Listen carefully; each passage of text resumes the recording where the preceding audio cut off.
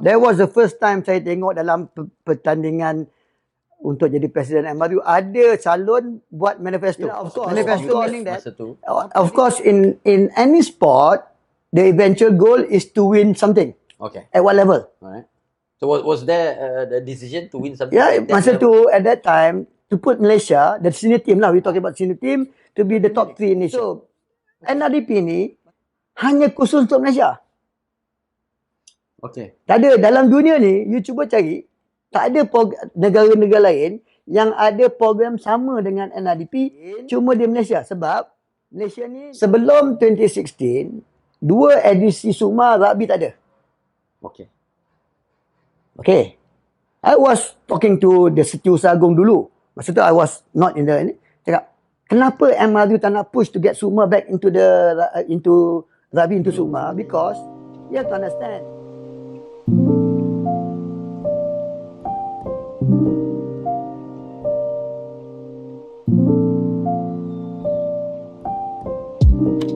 This level of rugby event being hosted kat Malaysia kan. So sekarang ni dari segi logic question yang mudah dia, mana sebenarnya hala tuju rugby dekat Malaysia ni sebenarnya. And I think that is a topic yang kita rasa kita kena at least kupas lah. Yeah. I agree with you. That's why our main topic for this first podcast is ke arah mana atau ke mana arah tuju rugby tanah air. I'm not saying MRU saja because rugby tanah air ni is wider lah.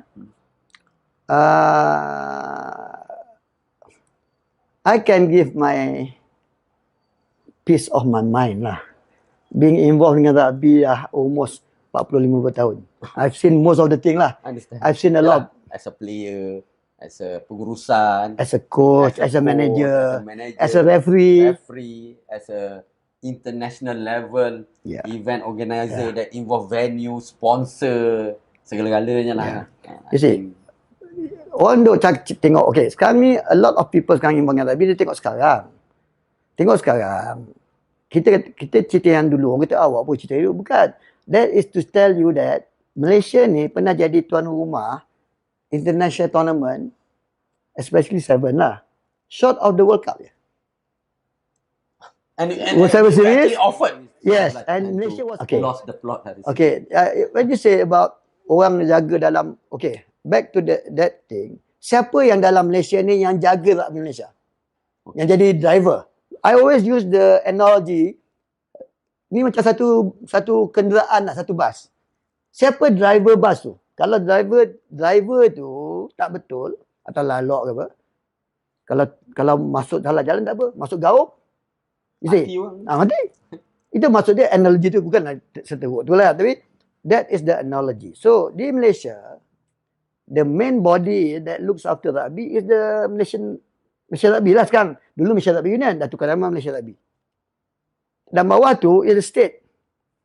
Okay, I think kita definitely kena mendalami isu siapa sebenarnya yang patut tu kan, sebab yalah, saya macam saya cakap, saya dalam rugby ni lama dari segi pemain dan interested party je lah kan. But then again, kata orang tu sekarang ni bila pernah terlibat sikit-sikit dalam development NRDP semua, saya nampak ramai abang-abang rugby tu kan, kita panggil abang-abang rugby orang yang who claim that dia patutnya dia ni kita. So saya rasa kita rehat tentang ke mana hala tuju rugby Malaysia ni lah. Okay. Macam saya cakap tadi, kalau nak kata ke mana patut dihala tuju ni, semua ada idea lah.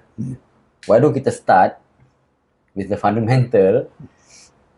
Hala tuju rugby Malaysia ni, which body yang sebenarnya in a way sepatutnya decide, dan is there ada tak body atau agensi lain ke from government yang in a way should work closely juga ke benda, sebab ini saya rasa melibatkan macam mana pun nak tak nak melibatkan national punya agenda juga kan ya. Yeah, you are right. Dia dalam rugby ni, dia kena ada satu badan yang guide the whole direction of rugby di Malaysia, which is Kesatuan Rugby Malaysia, the national body. Okay. Or Malaysia Rugby lah, you call it. But in Melayu, dalam bahasa Melayu kita kata Kesatuan Rugby Malaysia. Okay. Dia memang selama ni, semenjak wujudnya adanya rugby kat Malaysia ni, itulah sepatut jadi dia punya bapa dia lah. Basically itu memang dalam dia punya charter kewujudan diorang. Yalah, dalam charter penubuhan MRU, ialah dia lah badan yang bertanggungjawab terhadap rugby di Malaysia. Okay. So jadi MR, sekarang ni kita sebut MR, ialah dia bertanggungjawab untuk membawa rugby ni ke mana arahnya. Faham. So they have to set the direction. Pelaksanaan dia tu tengok pada peringkat lah. Di peringkat sekolah rendah, sekolah menengah, di peringkat kelab, di negeri. Dia ada badan-badan yang akan menjadi peneraju. Tetapi akhirnya, there must be the same direction. Itu yang kita kata hala tuju. Benda ni bila cakap hala tuju, banyak aspek hala tuju yang nak kena perhalusi. But at the end of the day, yang akan menentukannya ialah Malaysia Rugby. Okey, ambil contohlah. Pada tahun 2016, apabila Datuk Syahrul Zaman bertanding nak jadi presiden, dia bertanding against Datuk Amiruddin MB.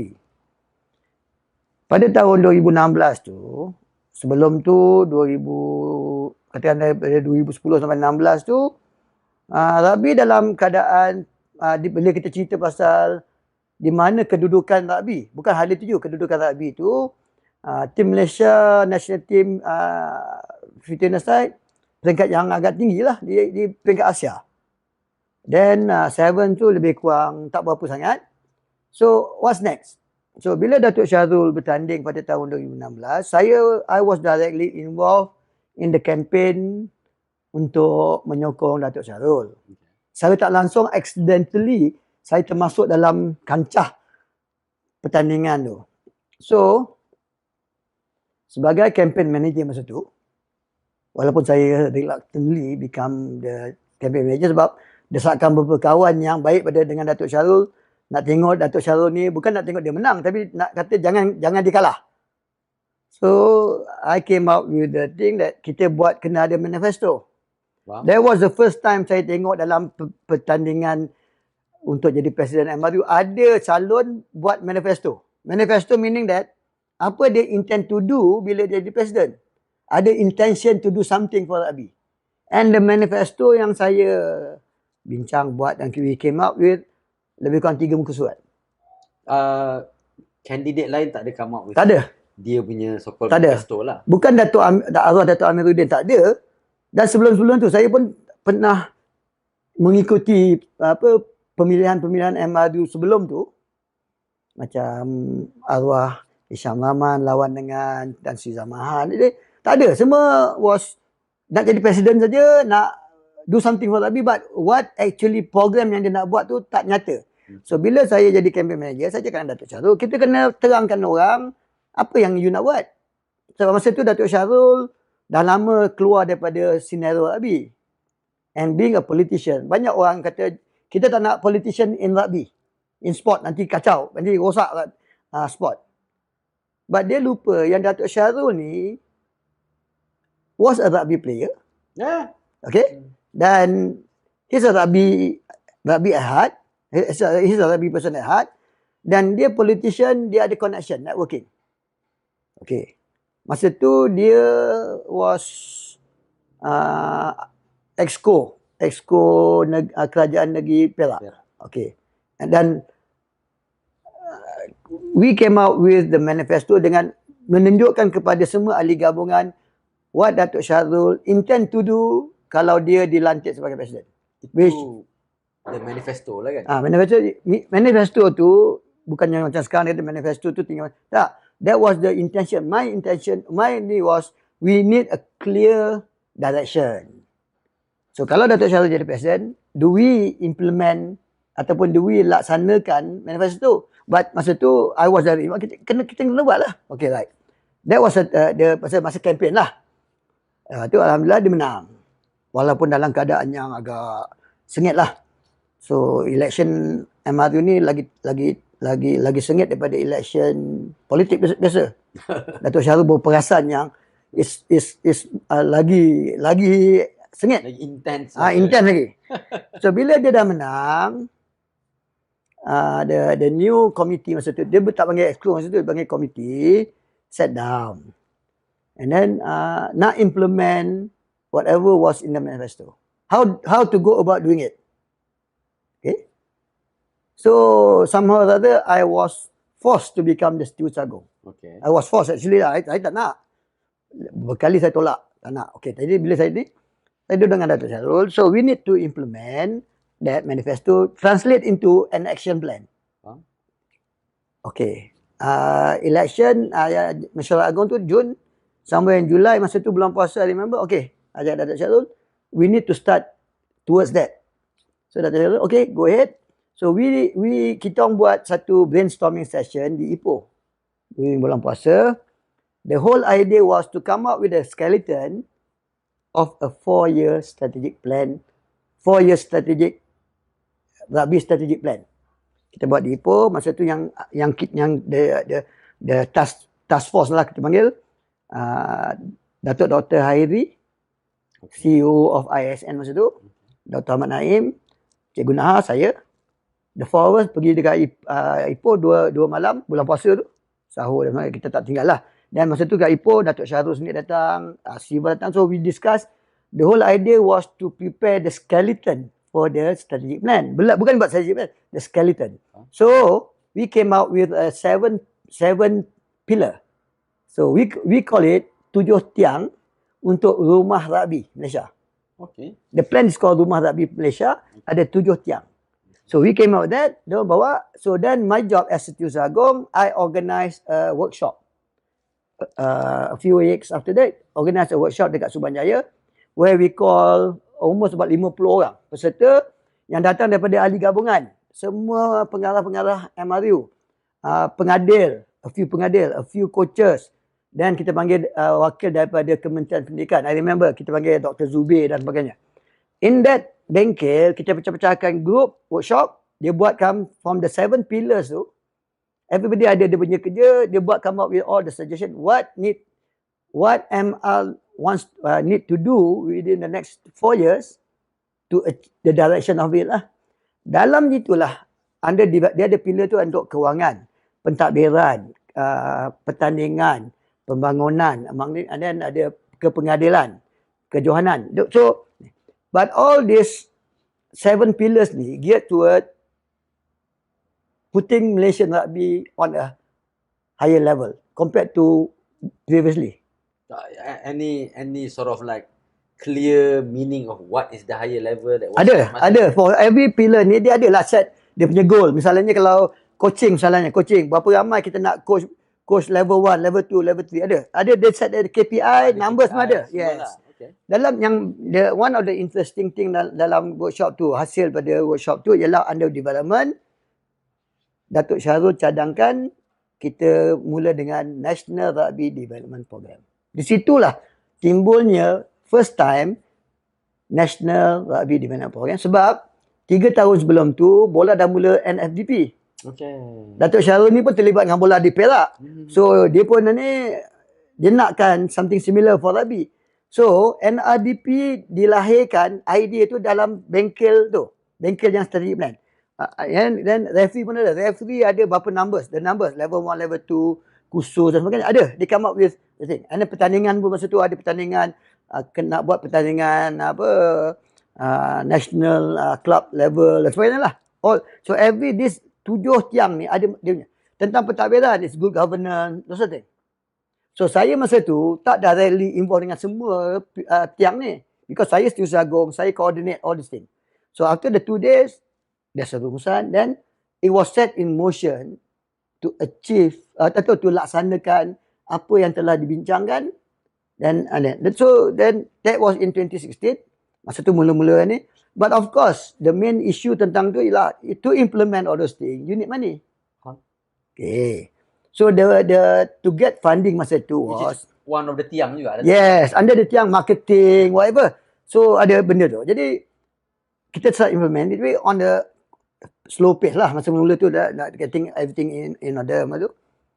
Yang I point out NRDP tu, because people claim yang dia yang start. No, it was in that workshop di mana the group that discuss about development buat tu. Tapi masa tu MRU ada sedikit funding daripada World Rugby untuk JIR.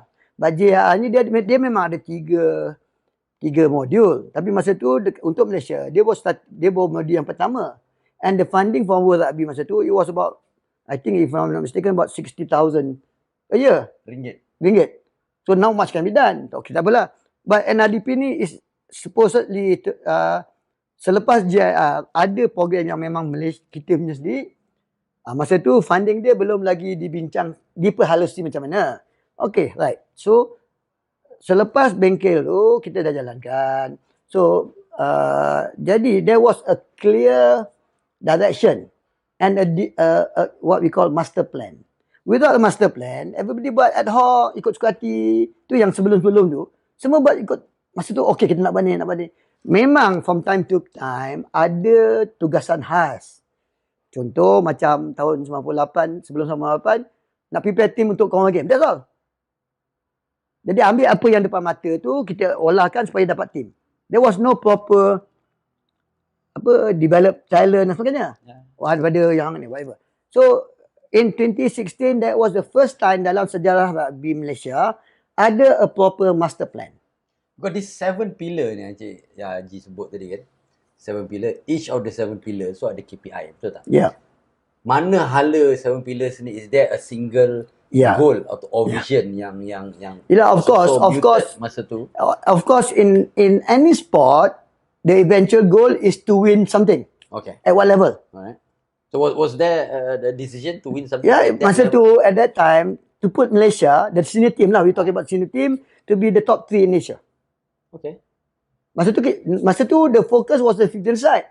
15 aside. There was no real focus on 7. Okay. Tapi 7 pun antara benda-benda di mana to be the top 3 in Asia for 15 plus 7 ni as the second one lah.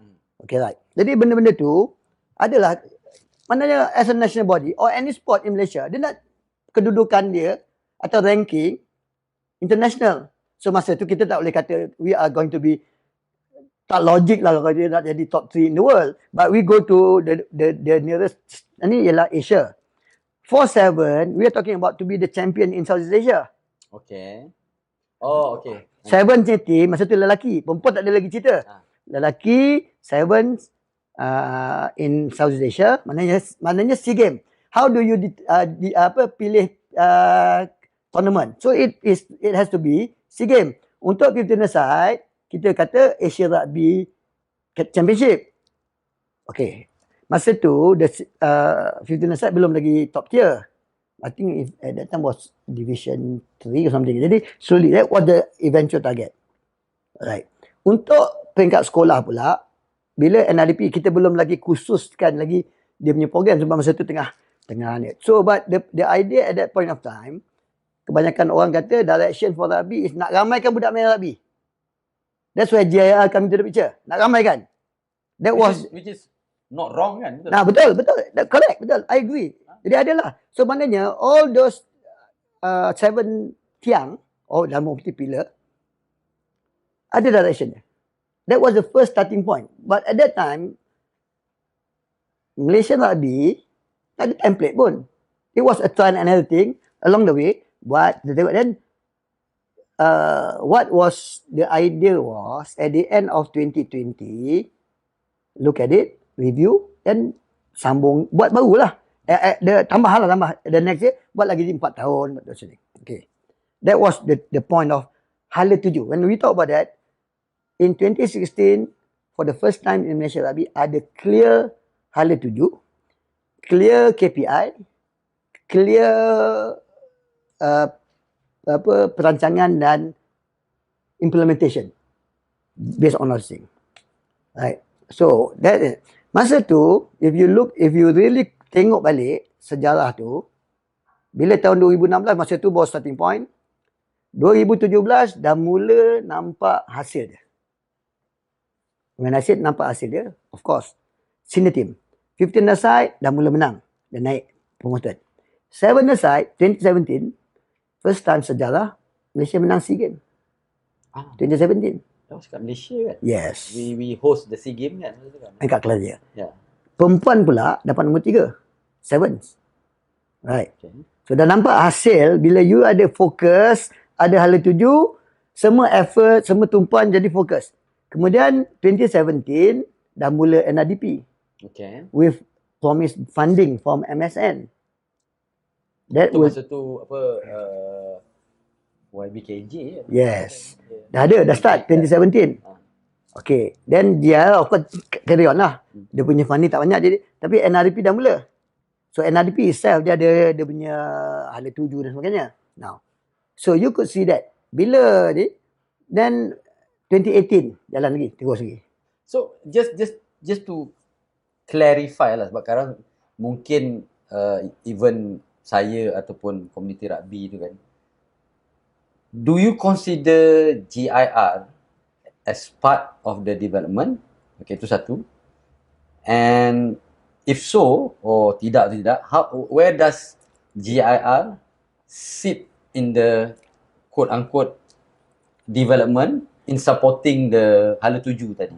Dia ni where GIR play the role and where NRDP play the role? That's it. Look, pada awalnya there was a bit of confusion tentang role.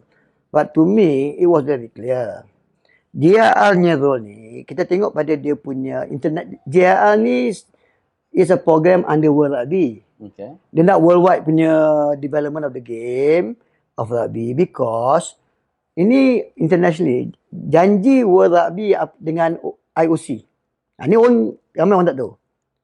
Janji World Rugby dengan IOC apabila dalam lobby dia orang nak masukkan rugby balik dalam Olimpik. Remember?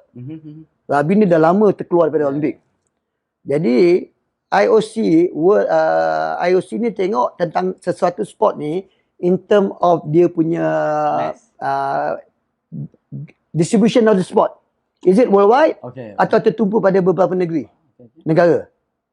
So World Rugby komitmen dia kepada IOC ialah selain daripada the sport itself ni, ada the developmental aspect yang satu dunia ni akan mula main. That's why they start the world get into rugby nya program.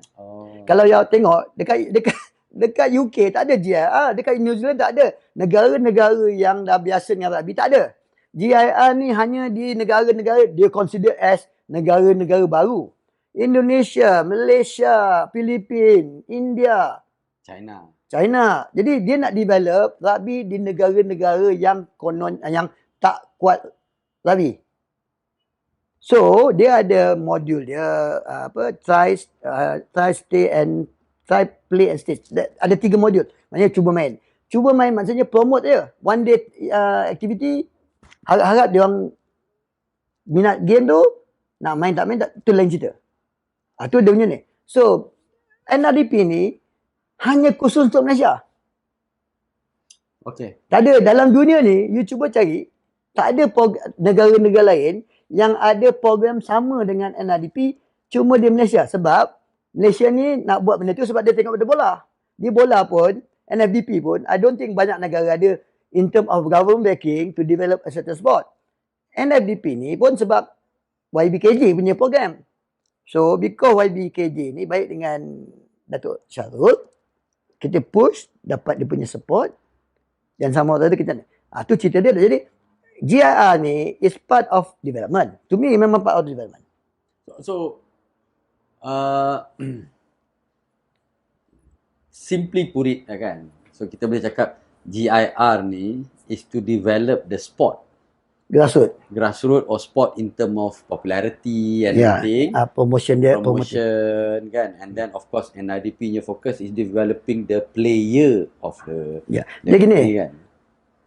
Kalau kat Malaysia ni, kita ambil ada satu sekolah yang tak ada tim rugby. Tak pernah main rugby. That is where GIR masuk. Okay. Dia develop kat daerah lah. Bila sekolah tu dah boleh buat program rugby kat sekolah, dia buatlah. Itu yang stay part. Bila sekolah tu dah agak bagus sikit, baru masuk NRDP. So, dia tengok daripada fasa pembangunan tu. JRR yang very grassroots, dia develop. Then NRDP masuk. Dan kita tengok pula pembangunan program NRDP itu di mana. Program NRDP ni sebenarnya pada asalnya, bukannya sekarang. Asalnya pada tahun 2017 bila mula, dia di launch in 2016. Tapi jalan permulaan dia, yang betul-betul jalan 2017. 30% daripada resources NRDP dia untuk sekolah-sekolah yang dah elok main rugby. Dah establish lah. Ya, nak tolong dia meningkatkan mutu. Dia establish tu betul, tapi mutu dia belum lagi sampai yang kita nak. 70% ialah kita masa dulu kita panggil program elit ataupun dalam erti kata lain pelapis pasukan kebangsaan. Bila pelapis tu bukan perkataan pelapis dia, pelapis kepada siapa? Pelapis kepada pasukan kebangsaan. So maknanya kerja NRDP is to develop the pool of player untuk level higher level di peringkat remaja and develop a group of pelapis untuk national team. Okey, pada mulanya NRDP-nya mandate ialah umur sampai setakat 18 tahun. Bukan 17, 18 tahun. Sama macam bola macam ni. Then later on, dia expand ke 20 tahun sebab masa tu MRU tak ada duit, dia tak nak buat program 19 dan 20. NRP minta kebenaran daripada MRU dengan MSN untuk menguruskan program 19 and 20 years old tapi cari funding privately, sponsored. Bukannya duit funding daripada MSN. Sebab MSN-nya duit hanya boleh guna sampai umur 18 tahun. 18. Okay, that is in term of you're talking about development in term of sekolah remaja, sekolah rendah sampai 20 tahun.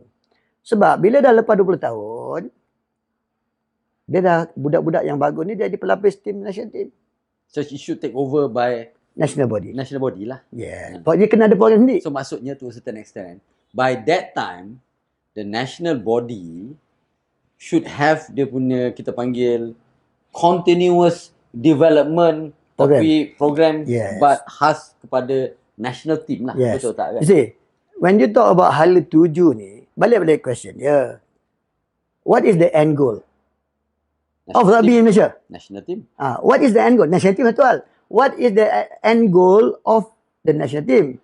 Kita ada national 15 side lelaki, tak lama lagi ada perempuan. We have 7 side lelaki, 7 side perempuan. 4 team. What is the end goal?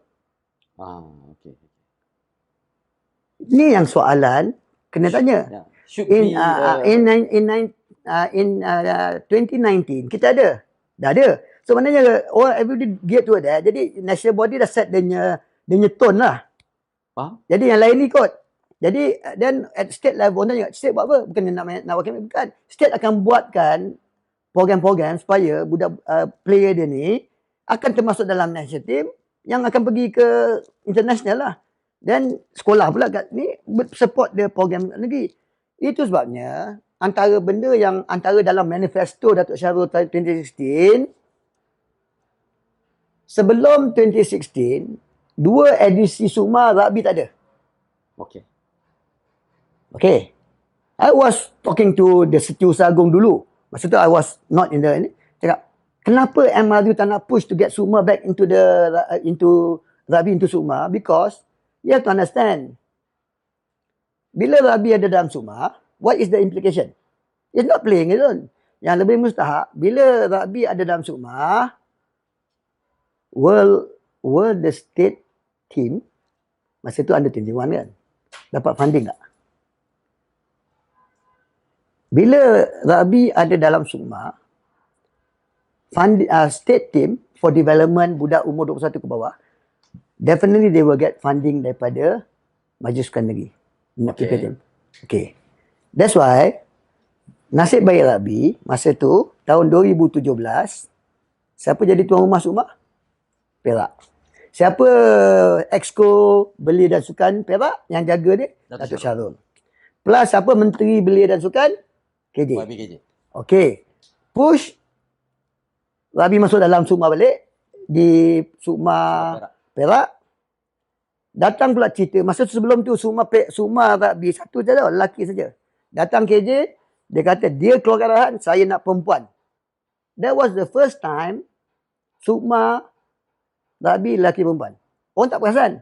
But bila ada perempuan, walaupun masa tu SUMA di Perak tak semua negeri hantar, that was a starting point. Semua state yang masuk hantar tim dapat funding daripada negeri untuk prepare tim. dan berterusan sampai sekarang. The last Suma kita tengok almost all state hantar, dan plus oleh kerana state ni berlawan antara satu nak menang, semua tim Suma ni dapat 2 tahun punya program. Dapat funding, budak-budak dapat allowance. So in term of development, dia ni. Tapi hala tuju datang dari mana? MRU. MRU push tu ayat Suma.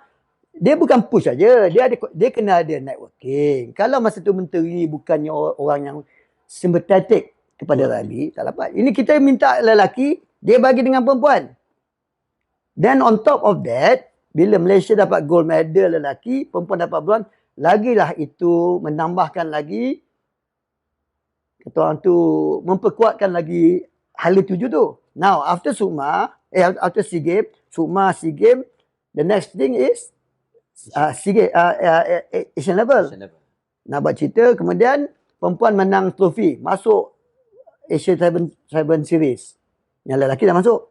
Masa tu banyak sokongan daripada MSN tentang pembangunan rugby, tapi more focus on 7. Why 7? Why 7? That's a good question. Saya pernah ni.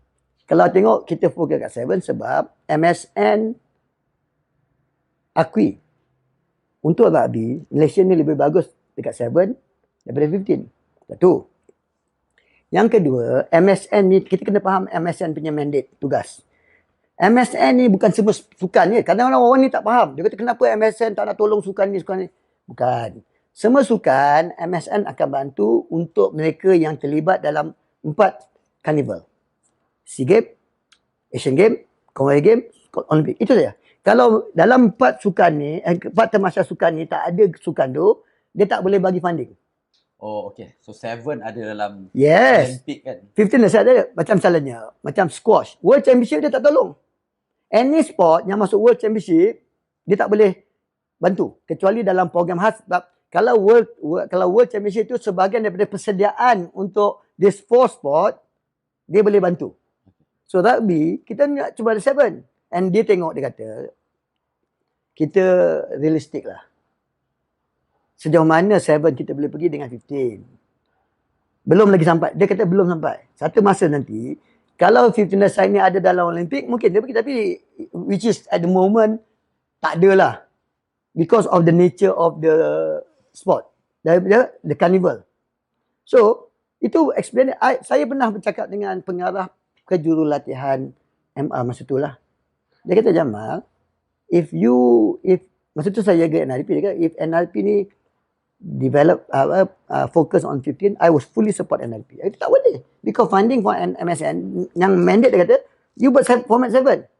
Yang under 19 kita buat 15 tu sebab funding tu datang daripada YSD, Yayasan Saim Dabi. Bukan duit MSN. Dia so MSN tak kisah sangat. Tapi cuma di program under 19 dan 20 tu diuruskan oleh NRDP. Urus saja. Funding datang pada yayasan. Kemudian tu kita dapat Yayasan Sandabi tu support. Sebelum tu Selgoh yang sponsor the program. Sebab MRU tak nak handle. But because NRDP ni pun sebahagian daripada one of the stakeholder ialah MRU. So secara tak langsung MRU pun boleh claim credit lah. It doesn't matter. But at the end of the day, there is a direction. See, even for masa kita bincang dulu tahun 2018-19, even NRDP ada dia punya ultimate end, dia punya end game dia. Dia punya end goal. Under 18 end goal dia Johan Asia. Achieve 2018, 2019 siapa Johan Asia masa tu? Malaysia. So achieve lah basically. Achieve 100%. NRDP actual mula is 2017. 1 year menang. Johan 2 tahun turut-turut. Under 19 menang lawan UAE walaupun Division 2 sebab Malaysia terpaksa main Division 2 sebab tahun sebelum tu MRU tak hantar tim last minute tak pergi jadi kena turun. Menang, naik balik Division 1. Under 20 program baru start. Tu pun dah because sponsorship baru masuk kan, baru start.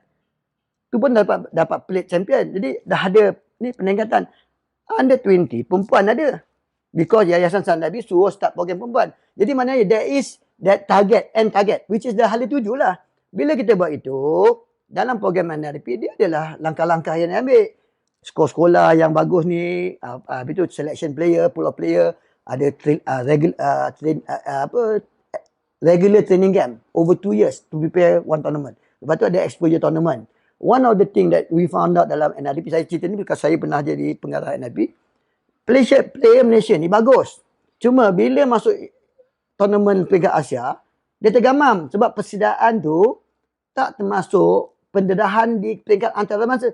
Dia selama ni kerana konon-konon tak ada duit, main kat Malaysia je. Bila main kat overseas, jumpa budak Mak Saleh daripada Hong Kong, jumpa tergamam. Bukan tak boleh main sebab dia tak biasa. Tetapi bila kita sediakan tahun 2017 untuk 2018 dan 19, dengan senang kalahkan tim-tim lain. Di China 2019, main di China, lawan dengan China final, boleh kalahkan China. Budak-budak yang pergi ke China dan 2018 dan 2019 tu, dia dah mula pada 2017. Masa kita mula-mula hantar under 17 ke Taiwan. Dapat nombor 4. That was the first group. Itu dia. Kemudian, okay. That is the, kita panggil junior level lah. Senior level. 2017, Malaysia first time, kata saya main, 2017, 2018, yang main Asia Rugby Championship. Persediaannya 5 bulan full time. Habis duit lebih kurang bajet dia 1.4 juta. Siap 1 bulan ada camp, lebih kurang 1 bulan, training camp dekat Auckland. Bayangkan. Main tak kalah. Tapi sekurang-kurangnya main di Bukit Jalil, kita lawan Korea. Berapa je dia punya point different. But the point is, ada hal tuju. Masa tu was, team senior ni nak main that level lah. And maintain in the Asia Rugby Championship. Team 7, 2017, Johan SEA Games. Full time. Training budak-budak tu full time. Dapat allowance setiap bulan. Training full time. Coach pun full time. Cikgu VIP. Siapkan masa saya pergi New Zealand, kita bawa Ed Cocker daripada New Zealand. Jadi bukan jadi head coach, tapi technical advisor untuk VIP. Untuk tim yang main SEA Games di Kelana Jaya. Bukan nampak macam gaya dia ada hala tuju ada, tapi yang berbeza ke, Haji? Macam NRDP dia nak achieve ni, tapi MR dalam pada nak achieve ni dia nak juga nampak dan the senior team 15 aside. So, nampak macam ada perbezaan. Ada tuju tapi macam both lagi tak boleh reconcile. Tak, dia pada saya bukan. Kita kena faham. Itu sebabnya kita namakan program NRDP ni ialah program elit atau pelapis. Okay. The word pelapis kepada pasukan kebangsaan. Ni peringkat ni kat bawah ni. Yang atas ni dia. Ultimately, yang sebenarnya ialah tim senior. Kemana hala tuju tim senior? What is dia punya goal? Bukannya objektif, dia goal. Tim senior kena ada dia punya goal dia. Okey, katakan 15 aside. Apa goal dia? Dapat nombor 2 dalam Asia Rugby Championship. At least tu contohlah. Tim 7 lelaki. Dia nak jadi Johan SEA Games, top 3 Asian Games. Perempuan daripada bronze jadi dapat gold SEA Games. Pelan-pelan ada peringkat ni. Jadi in order to support this senior team, siapa? Mana datang player tu? Bukan datang daripada kita doa jatuh dari langit. Tak ada kan? Jadi datang daripada program NRDP. So macam Haji beritahu, NRDP diorang semua dah masuk dalam this dia punya pyramid lah. Pool of player for national. So untuk continue the hala tuju yang dah di-set tadi, they should be able to ambil dan ada diorang punya buat apa Haji call apa? Ya, dia gini. Dulu masa mula-mula kita buat program ni, masa kita mula-mula buat program ni, kita tak pernah kata, saya masa tu beritahu semua coaches under the program NRDP, jangan demand yang budak yang melalui NRDP program masuk senior team. Kita tak boleh demand because selection into the senior team bergantung pada coach senior team. But if you do your job well, kalau budak ni dah duk menang dekat Asia Under 18, Under 19, Under 20, bodoh lah. Ni bukan bodoh jahat. Bodoh lah kalau coach tak ambil. Sebab budak tu dah good enough to play for the senior team. Contoh satu contoh. 2012, 2013, Malaysia Johan Under 27 di Johor Bahru. Okay. 2 tahun betul. Saya duk bercakap dengan Dr. Saidon dengan kawan lah. Kalau budak tu dah menang Under 20, kenapa tak boleh menang SEA Games ataupun higher level? Kenapa? Padahal tu that is the best. Dia kalahkan Jepun. Dia tak heran kalau budak tu tak boleh menang sebab at that age group. Sama juga budak under 18. Budak under 18 kalau dia menang Asia, sekurang-kurangnya lah at senior level, kalau dia dah main lepas 4-5 tahun, sekurang-kurangnya SEA Games tu Johan. Sekurang-kurangnya. And then in Asia, takkan tak boleh dapat top 3. You see, that's the argument kita. Sebab budak tu dah pernah menang. Macam budak under 18, 2018 dengan 2019. Johan Asia. You talking about Johan Asia. Oh, tournament tak. Yang main tu apa? Hong Kong, Korea, Jepun. Kalau you tengokkan, tim Bunga Raya 7 sekarang, berapa ramai budak dalam national team sekarang ni yang pernah, bukan datang daripada NRP. Dia datang daripada different school. I never claim budak tu budak NRP. Budak SSTMI, budak sekolah daripada Sabah, whatever. Saya biasa beritahu dengan coach NRP, you never claim budak tu budak NRP. Dia melalui program NRP, kita tolong polis dia orang. Almost more than half budak yang sekarang ni, tahun ni punya squad Bunga Raya 7 yang telah melalui program NRP sejak tahun 2017. Ni baru ya. Sebab in between tu ada COVID kan. So that's where kita punya peranan, bila dah ada hala 7 yang khusus, jelas, dan yang program bawah mengikut. Mana datang budak-budak yang melalui program NRP? Datang daripada semua sekolah dalam Malaysia. Dia bukan datang daripada, orang budak kata SSMP, SSTMA dah ada. Bukan. Kalau tengok composition budak-budak yang mewakili tim under 18, under 19, or even under 16, under 15 yang kita start buat, it come from the whole country. Budak Sabah, Sarawak pun datang, bukan saja untuk tournament. Masa training camp yang regular tiap-tiap bulan tu, dia orang datang. Sebab so kalau kata kita tengok ada success story kan at NRDP level kan, secara mata kasarnya from community, dia ada macam success story at that level sampai peringkat Asia.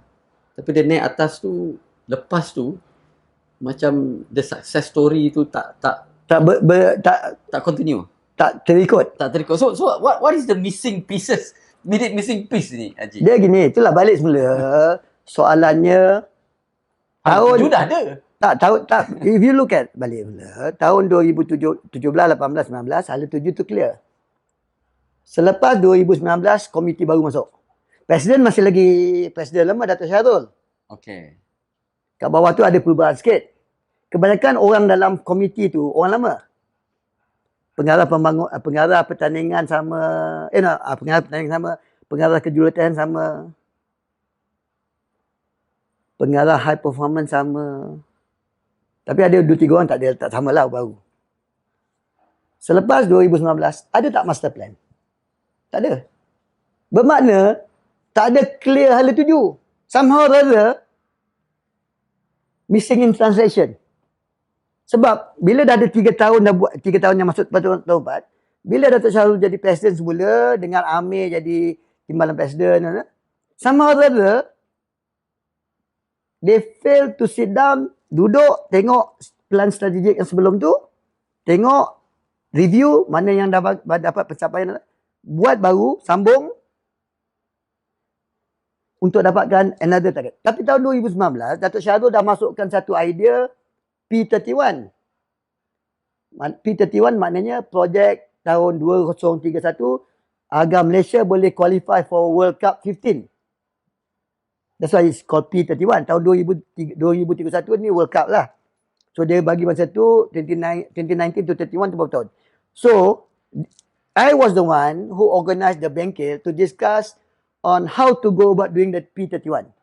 In 2019, dah ada come up with the master plan, macam mana unjuran dia, datang mana budak sebenarnya datang, dia akan mula daripada budak under 19 NRDP yang 15 side.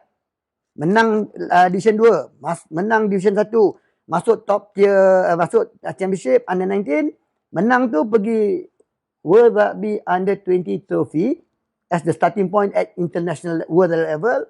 Kalau menang tu World Rugby Under 20 World Cup.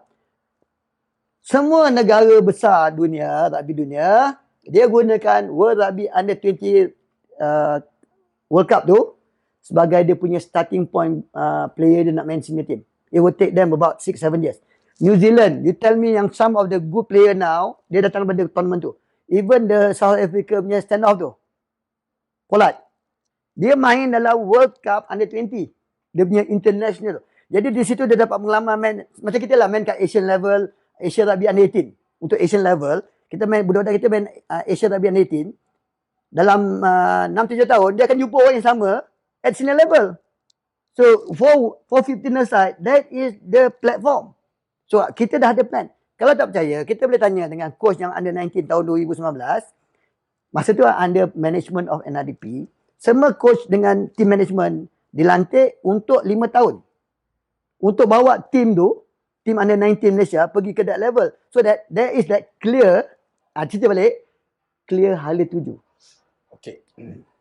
Well, obviously COVID change a lot of things dalam hidup Betul? kita worldwide kan. Agree? Okay, so sekarang Dia pause lah, dia pause. Dia bukan stop, dia pause. Dia pause. And dia memang kita tak boleh apalah kan. So sekarang ni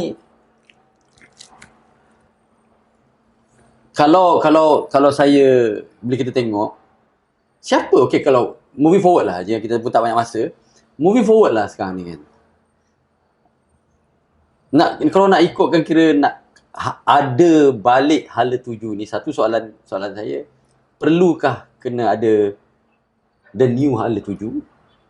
Lepas tu di mana letaknya MR dan juga NRDP sekarang punya function ni lah, kalau kita nak sebab kita dah lalang nak reset ni kan. So, sebab saya rasa dia bukannya, the word reset tu mungkin boleh guna. You see what happened, COVID tahun 2020, 2021. 2022 baru nak mula balik. Dia actually 2022 dengan 2023 dah boleh reset balik. Now, apa yang kita nak patut buat ialah kita patut tengok balik master plan tu, kita jalan balik. Apa yang sedihnya yang berlaku sejak tahun 2020, sebelum just before COVID dan selepas tu, tak ada. Siapa yang patut buat? Saya terus cakap MRU. MR kena. Sebab dia dah badan yang bertanggungjawab. Okay. Dia badan, there's no, you tak boleh kata Kementerian Pendidikan, KBS. KBS ni bukan tanggungjawab dia orang. Dia cuma membantu, bukan KBS lah, MSN, dia membantu badan kebangsaan. It goes back balik, tanggungjawab sepenuhnya ialah kepada badan kebangsaan. You cannot push the buck to somebody else. Kalau dia cakap tu, orang tu tak patut duduk dalam Persatuan Kebangsaan. Once Persatuan Kebangsaan dah set the target, orang setuju tak setuju is a different matter. Tapi bawah tu, semua langkah-langkah yang patut diambil, dibuat. Contoh, apa yang semalam Mamba cakap pasal kejohanan tu. Harapkan Piala Agong saja setahun. Kalau kita banding, the best example in term of perancangan yang elok, kita refer to Jepun. Whether we like it or not, Jepun.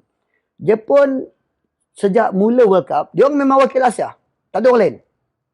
Tetapi, about 12-13 years ago, dia dah decide, no, look, dia ambil bahagian dalam World Cup, bukan nak kena bantai 100. Dia seriously look into, sebab dia dah ada ni, dia kata, okay, once and for all, kita dalam World Cup, we want to do something yang betul-betul. Kita nak complete the number. Yes. Lepas tu, apa langkah-langkah dia ambil? Dia ambil all those, dia buat top league.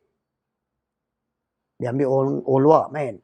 Dia ambil budak-budak muda belajar di universiti di Jepun supaya dia qualify. Dia tengok ada undang-undang tu. Then, dia bid for the World Cup in Japan. Ni semua langkah-langkah. So, but, dia punya hala tuju dia dah ada. Dan diset oleh, kalau macam kat Jepun tu, Jepun Rugby. National body. Lah kan? Bukan kerajaan. Kerajaan tak usah campur. So, dekat Malaysia, kalau tanya ni, MRD will always say, we are the governing body of rugby in Malaysia. Daripada dulu, Jaya dengan arwah Datuk Amir, selalu bergaduh tu. Dia kalau nak ni, dia cakap tu. Tapi bila kerja, dia tak ada. Ataupun dia tak ada set. Masalah dekat Malaysia ni, sejak tahun 2020 saya cakap ni, MRU ni dalam satu zone of themselves lah. Dia betul dia buat pun dia tak nak beritahu orang, dia tak nak beritahu rasional, dia tak nak get everybody together. 2017 sampai 2019, everybody were together. Tengok kalau kita kalau you were in that period of time, everybody was having the same goal. Everybody. Almost lah, kata ada lah haters tu biasalah. Tapi the same goal. Budak sekolah, cikgu sekolah ni pun nak develop budak dia sebab dia nak serah budak ni kat NRDP bawa luar negara. Saya ingat lagi, Cikgu Fazli di Tor. Sebelum tu budak dia tak dapat wakil Malaysia pada peringkat age group under 15, under 16. Dapat pergi mana? Bawa pergi Bangkok je. Dia punya terharu. Dia kata, Haji, budak saya dapat wakil Malaysia akhirnya. Pada Tor tu, antara suara terbaik di Johor. You see, sekarang ni, benda dah balik pada keadaan rugby di Malaysia sekarang. Pada saya lah, saya tak tahu orang lain cakap. Dia dah balik pada cerita macam zaman 15 tahun dulu, 10 tahun dulu. Ada beberapa sekolah dia under inisiatif dia orang untuk develop budak dia bawa ke luar negara dan bagi international exposure. Contoh Sekolah Jalan 3, Akademi Rugby Selangor. Cari duit sendiri, 120,000 bawa budak pergi main kat Paris World Game. Menang under 16. Lepas tu pergi Jakarta. Tak ada bantuan daripada NRDP, MRU. Tapi still, the question is, mana hala tuju budak-budak ni? Bila dia dah menang tu, bila nak pilih budak pergi wakil Malaysia under 18, tak tahu macam mana. Tiba-tiba ada tim pergi. You see? So, tahun 2022-2023, dah nampak dengan jelas bahawa dah cacah merebah balik. Walhal, kita di Malaysia, ni cerita under 18 lah, menang Asia 2018, 2019. Tahun lepas, pasukan Bunga Raya 15 aside nak lawan Korea dengan Hong Kong, training 2 minggu. Selepas lay off, Piala Agung dia buat beberapa bulan-bulan tu, lay off, panggil 2 minggu nak lawan Korea, lawan Hong Kong. Macam mana nak ada, kata orang tu, nak dapat pencapaian yang baik? Saya rasa tahun ni ada better sikit lah. Tapi, tim under 18 nak pergi main di Asia Rugby, lelaki perempuan, ada cita-cita antara tim perempuan. 2 tahun lepas, tim perempuan tu training sekali, seminggu sebelum tournament di Nepal. Bayangkan, nak main Asia, training seminggu, lepas seminggu pergi Nepal. Tim lelaki dalam masa sebulan, training 2 kali, pergi Nepal. And this is all this decision, something yang the national body is aware of sebenarnya. Yes. Okay. Dia tak boleh salahkan MSN. Dia tak boleh salahkan NRDP sebab dalam NRDP-nya setup tu, saya tahulah. Saya pengarah NRDP sejak tahun 2016, September 2016 sampai Mei 2021. Saya bukan orang pertama jadi pengarah NRDP. Saya orang yang keempat. Sebelum tu ada orang lain. Bila orang lain tak jalan, Datuk Syarul minta saya tolong jalankan. Dia ada jawatankuasa teknikal, jawatankuasa kerja. Dalam jawatankuasa teknikal, lebih ramai orang MRU dalam tu, anggota jawatankuasa tu, sama juga dalam jawatankuasa kerja. Sepatutnya dalam tu ada wakil daripada Persatuan Kebangsaan, MRU, MR, MSN dengan KPM. Di JKK, dulu mula-mula kita masukkan KPT sebab kita rasa perlu ada wakil daripada Kementerian Pendidikan Tinggi untuk budak-budak ni pathway dia orang lah belajar. Dalam tu, almost semua exco MRU berada dalam either JKT, JKK.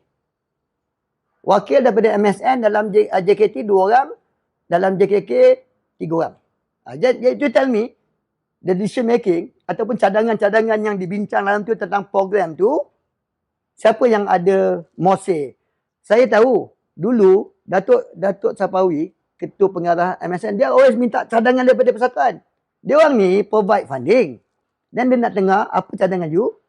Kalau okay, dia ikut. They never decide, you have to do this, do this. Tapi dalam keadaan di mana Persatuan Kebangsaan ni tak datangkan dengan cadangan, program kena jalan. So somehow rather, orang daripada MSN kena buat keputusan.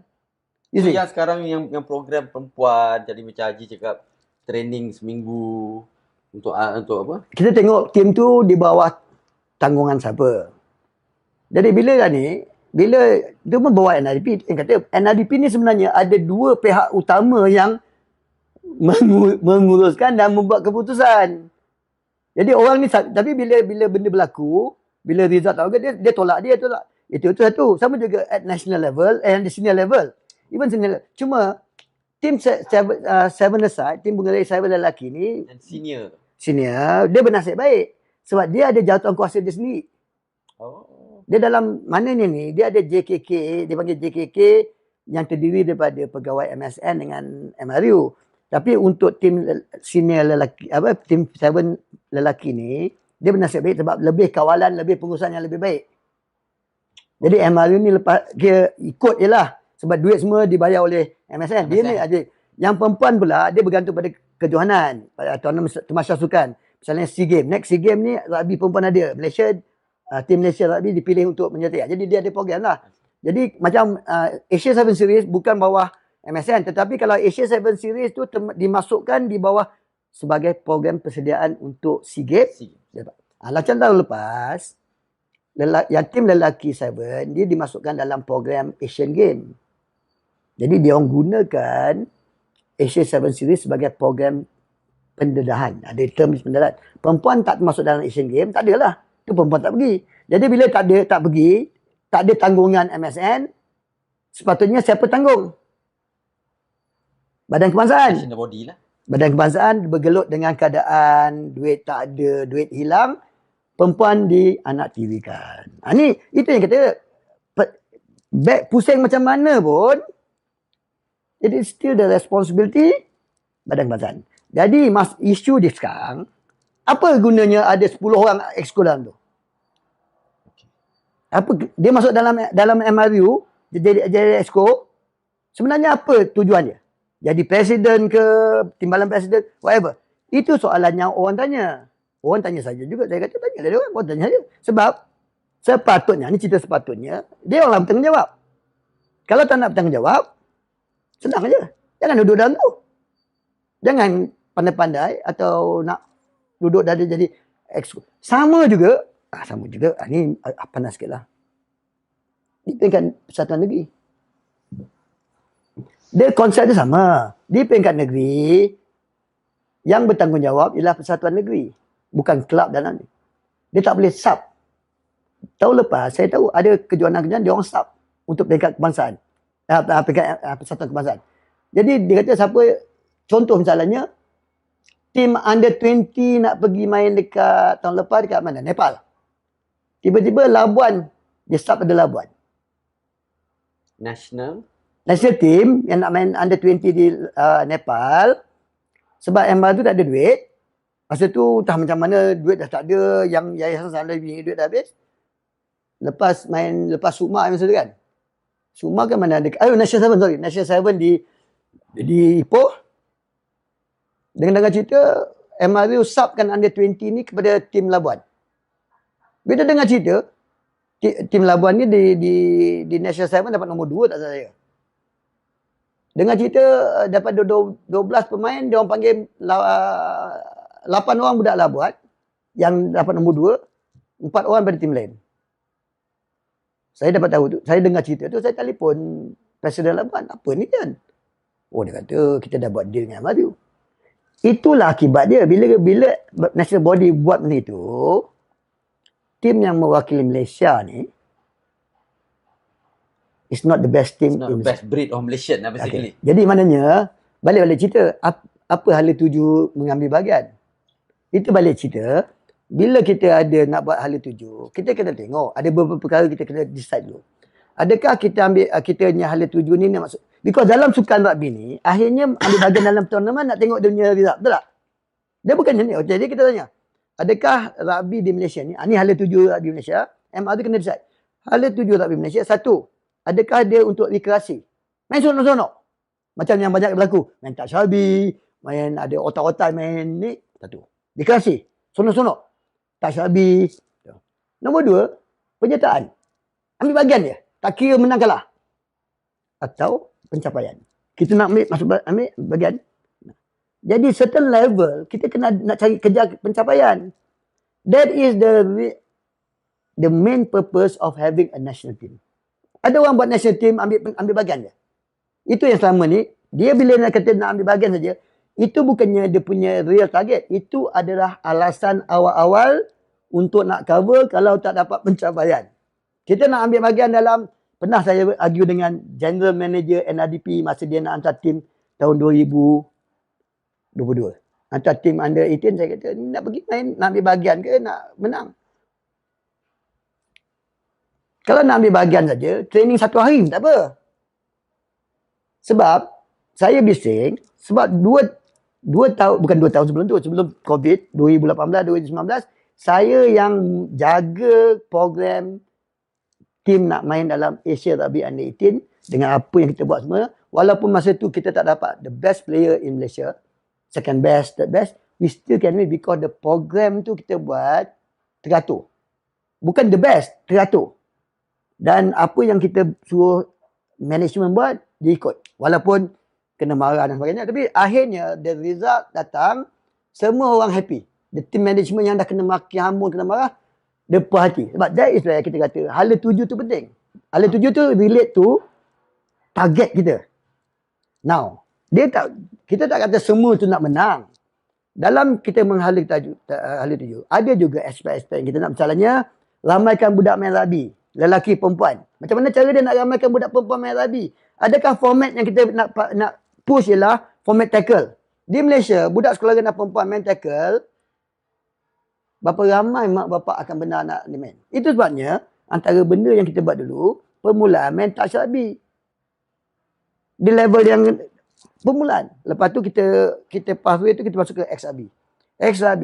Okay, kita bila cerita ni, we talk about hala 7 program pembangunan rugby wanita. Banyak orang tak tahu.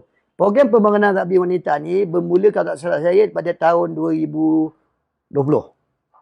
Bila program dah jalan elok, Datuk Sapawi dia yang kata, okay, kita buatkan satu program untuk wanita pula. So dia come out with some budget, buat.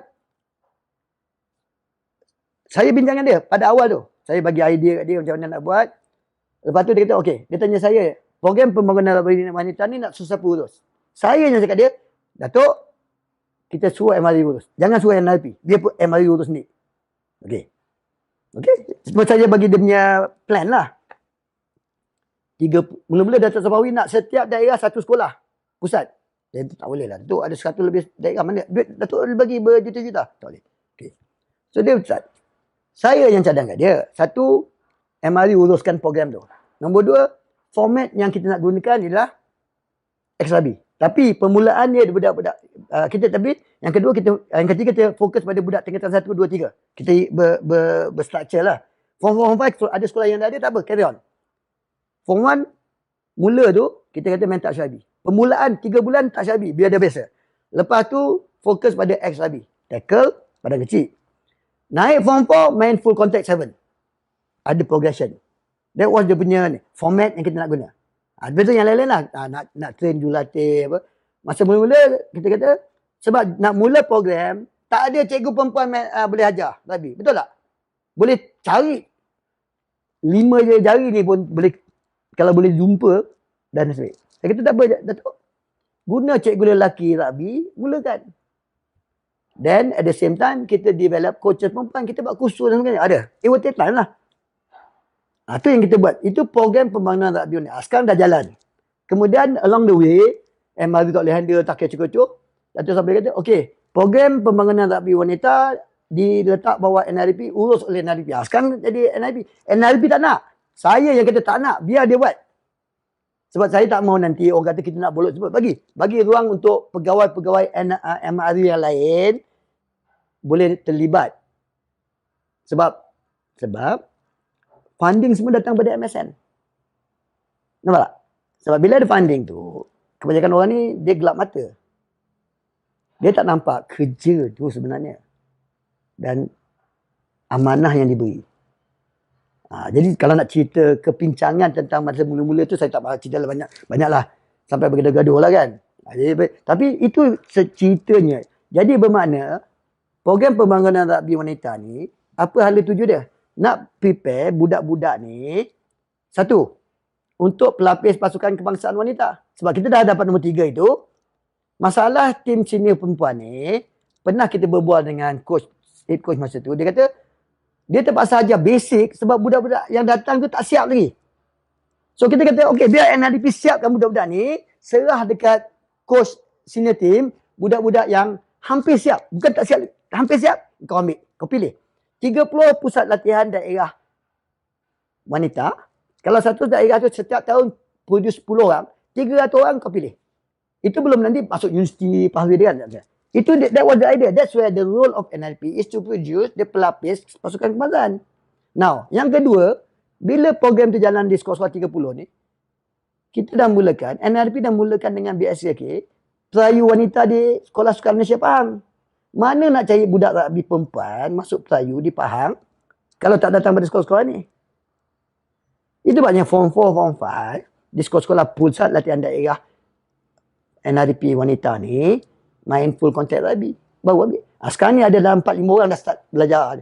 Program pelayu wanita di SSNP ni sepatutnya mula tahun 2021.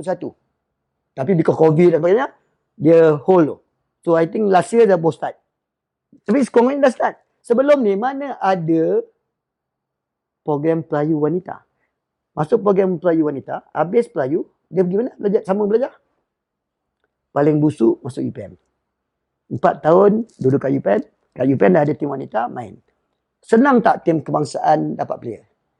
Boleh tak tim Malaysia masuk SEA Games sekurang-kurangnya dapat nombor 2 atau menang SEA Games wanita?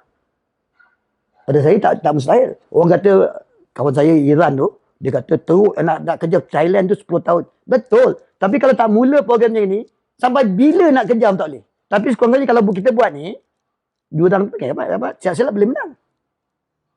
So sekarang ni, adakah hala tuju ni? Macam saya kata tadi, sejak tahun 2020, saya tak nampak hala tuju. Okay. Tapi sekarang ni, dengan pertukaran Exco, saya pernah ada orang tanya sebelum election Exco tu, apa pandangan saya tentang calon-calon. Saya terus-terang cakap, saya tak harap. Sebab kita kenal kebanyakan orang yang bertanding. Kita tengok hasil kerja dia sebelum ni. Dia orang tu mungkin di peringkat negeri club mungkin boleh ni, tapi when you handle a national body, ceritanya lain. Saya boleh cakap sebab saya Setiausaha Agung MRU sejak daripada 2016 sampai 2019. Saya yang tak nak sambung pada tahun Jun 2019, saya tak nak sambung. Sebab saya kata saya nak concentrate NRP macam tu. Sebelum tu saya terlibat dengan MRU tahun 2019 dengan 2006. Tanggungjawab dan amanah yang diberi itu memang berat. Jadi kalau nak masuk dalam MRU sekadar nak jawatan, itu tak buat kerja tu ataupun tak cuba, tak sekurang-kurang cubalah. Cuba tak jadi, you can say I've tried. Saya tak nampak, tapi saya pun cakap, saya letak bawah tu saya ada caveat saya. Saya harap saya salah.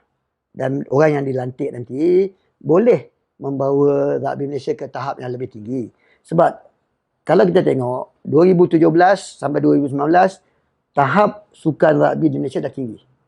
Dengan sponsorship masuk berjuta-juta. Dia bukan sikit dah, masuk tu berjuta-juta. Siap ada major sponsor 2 juta setahun sampai tahun lepas.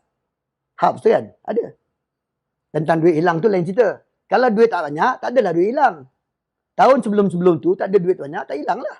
Bila duit banyak, senanglah hilang. Tu saya nak komen panjang tu, lain episod lah. Tapi, bila tanya soalan kata hala tuju, saya buat masa ni tak nampak. Tapi daripada cerita-cerita yang saya dengar, sahih tak sahih. Masih lagi, harapan saya, yang apa saya cakap tu berubah, saya tak nampak. Belum nampak cerita yang nampak sikit, tapi proses yang dia nak buat tu saya betul cerita selepas tu agak meragukan. Contoh, komiti baru dilantik 2 Disember. Okey. Selepas tu beberapa bulan Januari, MRU umumkan pelantikan team manager daripada senior team sampai under 18. Betul nama. Semuanya daripada kalangan Exco. Jadi team manager. Betul, bagus lah tu. Pelantikan awal tahun. Jadi dia boleh plan dan sebagainya lah untuk semua tim-tim Malaysia daripada age group maksudnya. Baru minggu lepas saya dengar cerita, pelantikan tu bukannya manager, itu caretaker. Jadi manager orang lain. Okey. Tapi pada saya kata dalam struktur dunia lah yang tim-tim bagus, tak ada caretaker punya jawatan. Okey, tak apalah, mungkin Malaysia ni unik sikit nak buat pembaruan. Dia tanya, soalan dia, apa tanggungjawab Ada apa bidang tugas caretaker, apa bidang tugas manager, apa bidang authority caretaker dan manager. Maksud dia, siapa buat keputusan untuk tim tu? Kalau Malaysia nak buat sesuatu, kalau dalam dunia kita tengok dah ada yang lebih dah proven berkesan, kita ikut. Macam NLP, dalam dunia tak ada. Bila saya jadi pengarah, saya ditugaskan jaga NLP selepas 4 orang yang tak nak, saya cari macam mana template kita nak buat program ni. Tak ada. So kita duduk fikir, kita come up with our own template. Sebab tak ada reference point. Kalau ada team management ni, satu dunia ada dia punya template dan structure, kita gunalah kan. Dan kita ubah sesuai mana yang patut. Tapi kalau cerita pasal caretaker ada dah jaga tim, national team, saya kata tu mengepek. Pada saya mengepek. Tapi orang tak setuju, taklah kan. Jadi balik cerita, soalan dia satu je. Saya kan biasa cakap panjang kan. Nak ceritakan background supaya orang boleh faham. Setakat ni, saya tak nampak hala tuju. Okey, kita tanya balik. Kalau nak tahu hala tuju ada tak? Okey, apa yang paling senang? Apa target untuk tim yang dia orang tengah start training tak lama lagi? Tim Bunga Raya 15 aside yang nak lawan Hong Kong, Korea dengan UAE tahun ni. Apa target dia? Yang saya dengar, target dia nak kalahkan UAE dia. Kenapa tak nak kalahkan Korea ni? Oh, dia orang kuat. Kenapa kata dia orang kuat? Kalau persiapan tu macam tahun 2017, 2018 yang tahun dia orang pergi ke New Zealand camp 5 bulan dengan semua dia. Memanglah habis 1.4 juta, sebenarnya boleh kurangkan lagi. Tapi at that time kita betul-betul serius. Tu yang first time tim Malaysia main dekat Bukit Jalil. Even the test match lawan Sri Lanka main kat Bukit Jalil. Dan orang kata Bukit Jalil tak penuh. Memang tak penuh. Tapi sekurang-kurangnya lawan test match dengan Sri Lanka ada 5,000 penonton. Masa lawan Korea tu ada 15,000. Kita keluarkan tiket. Selain daripada 15,000 tak semua bayar. Sebab saya keluarkan 5,000 tiket free untuk nak sekolah. Masa tu saya terus jagung. Kita nak penuhkan. Bagi. Siapa nak tiket datang. Ada orang daripada Johor baru datang. Dia nak tengok tim Malaysia. Dia nak main kat Bukit Jalil. First time tim 15. Benar tak? Jadi ada hala tuju yang real lah. Menang kalah tu lain cerita. Tapi sekurang-kurangnya then it goes downward. Persiapan dan sebagainya. Kalau ada hala tuju target nak menang lawan Korea tahun ni, training 2 minggu tak boleh lah. Tapi saya dengar minggu depan akan start training first camp 5 hari. Okey lah. Sekurang-kurangnya nampak ada sikit lagi. Jadi there is no. Satu lagi masalah MRU ni tak berani cerita sangat dia punya plan. Takut nanti tak sampai. Jadi orang luar macam ni lah. Dia tanya-tanya. Jadi dengan cerita daripada sumber-sumber yang tak sahih lah kan. Jadi macam kita ni, kita selalu berbual dengan orang Arabi, kita dapat tahu lah. Itu. Cerita hala tuju sekarang, if you ask me, I don't know. I am putting that question. Ke mana hala tuju? Kalau siapa boleh tolong jawab, ceritakan saya pun seronok lah nak dengar. Tapi mengikut apa yang saya tahu, sejak tahun 2020 tak ada hala tuju yang khusus yang kita sama-sama boleh tolong nak mencapai hala tuju tu.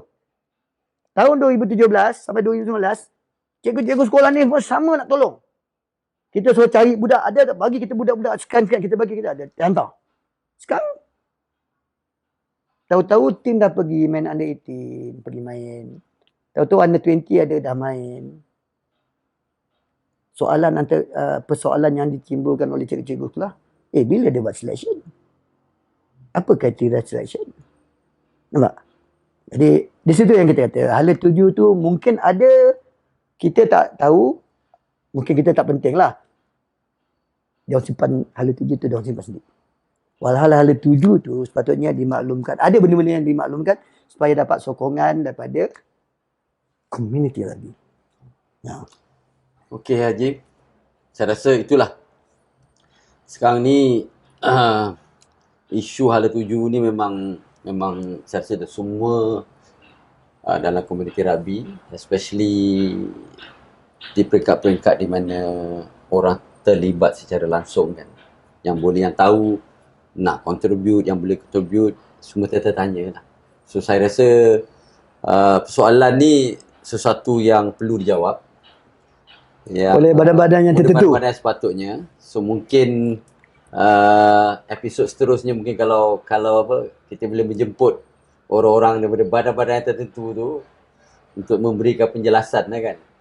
Penerangan lah. Bukan penjelasan, Penerangan. Supaya orang lebih faham. Orang faham kan. Sebab tu saya rasa to be fair to them kan. So saya rasa itu saja. Haji, terima kasih untuk kita punya podcast episod pertama ni di mana hala tuju rugby di Malaysia ni ya. So apa tuan-tuan dan puan-puan, itulah saja untuk kita punya episod pertama podcast Pod Rugby. Macam saya cakap, kalau anda semua care about rugby, so maksudnya janganlah tak ambil pod pasal rugby. So untuk ambil pod pasal rugby tu, dengarlah podcast ni. Satu lagi boleh elok bagi kita soalan-soalan yang kita boleh jawab lah. Kita tak tahu apa yang viewers kita nak tahu tentang sesuatu tajuk yang kita. Jadi apa yang kita akan buat, kita akan maklumkan the next episode apa tajuk utama lah.